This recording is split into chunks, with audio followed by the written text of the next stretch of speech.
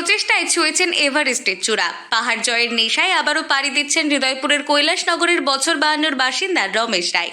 তবে এবার আর Mount Everest বা কাঞ্চনজঙ্ঘা নয়, যাচ্ছেন মাউন্ট কুন ও পিনাকেলের উদ্দেশ্যে। 23,218 ফিট উচ্চতার 7,077 মিটারের এই মাউন্ট কুনের পাশাপাশি 6,955 মিটারের মাউন্ট পিনাকেলের চূড়া স্পর্শ করার লক্ষ্য নিয়ে এগোচ্ছেন উত্তর 24 পরগনার এই পর্বত আরোহী। লাদাখের জাসকার হিমালয়ের মাউন্ট কুন এবং মাউন্ট পিনাকেল অভিযানে সেইখানে শপথনালা, যেখানে একটা নালা মানে ওই শপথ গ্লেসিয়ার মানে কোন পিক থেকে যে গ্লেসিয়ার বেরিয়েছে শপথ গ্লেসিয়ার, সেখান থেকে যে নালা শপথ নালা এসে শুরু নদীতে মিশেছে আর কি। ওইখানে শপথ নালা, ওখানেই রোড হেড মানে গাড়ি থেকে ওখানে নেমে তারপরে একদিনের ট্রানজিট ক্যাম্প মানে মাঝখানে একটা দিন থেকে সেকেন্ড ডেতে বেস ক্যাম্পে পৌঁছানো হবে। দুদিনের ট্রেক করে বেস ক্যাম্প। আগামীকাল যাত্রা শুরু করেছেন পর্বতারোহী রমেশ রায়। ইতিমধ্যেই গন্তব্য রুট ঠিক হয়েছে। দিল্লি হয়ে লে কার্গিল, সেখান থেকে 100 কিলোমিটার দূরের শপথনালা থেকে হাঁটা পথে পর্বত জয়ের যাত্রা শুরু করবেন তারা। আর তার জন্যই এখন চলছে চূড়ান্ত পর্যায়ে প্রস্তুতি পর্ব।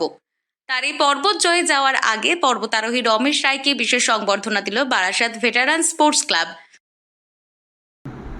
শুরু করেছিল ফাওরারাং দিয়ে, হিমাচল প্রদেশের একটা পিক দিয়ে ফাওরারাং, তারপরে গেছি ব্ল্যাক পিক, তারপরে আছে নন্দাঘুন্টি, তারপরে আছে মাউন্ট শিবা, তারপরে মাউন্ট শিবার পরে গ্যাংস্ট্যাং, তবে মাউন্ট কামেট, তারপরে রয়েছে গঙ্গোত্রী 1, রামজাক, মনিরাং, কেয়ার 2, কেয়ার 3, CB10।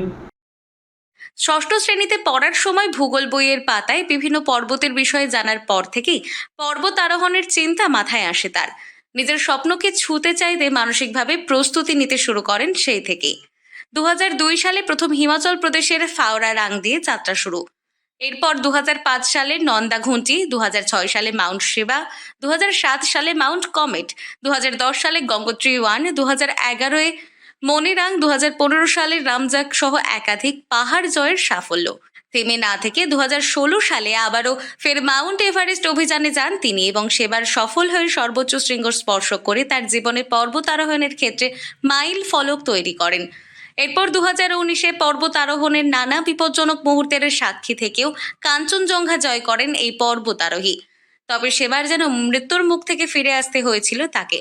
তবে তার দুই সঙ্গী, দুজন পর্বতারোহী কুন্তল এবং বিপ্লবের মৃত্যু হয়। সেই ঘটনা যেন এখনো তরতাজা রমেশ রায়ের স্মৃতিতে।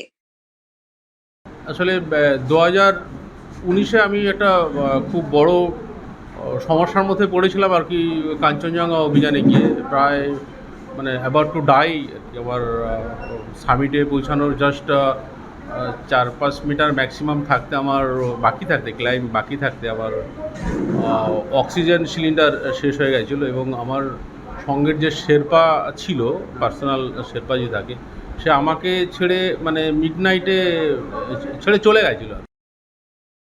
পাশাপাশি পর্বতারোহণের ক্ষেত্রে নানা বাধার সম্মুখীন হতে হয়। আর এই শৃঙ্গজয়ের নেশায় বড় ভূমিকা পালন করে একজন দক্ষ শেরপার অভিজ্ঞতা। জেলার এই পর্বতারোহীর লক্ষ্য পূরণের সাফল্য কামনায় দেখা গেল বারাসাতের বিশিষ্ট নাগরিকদের। উত্তর 24 পরগনা থেকে রুদ্রনারায়ণ রায়, লোকাল 18 বাংলা।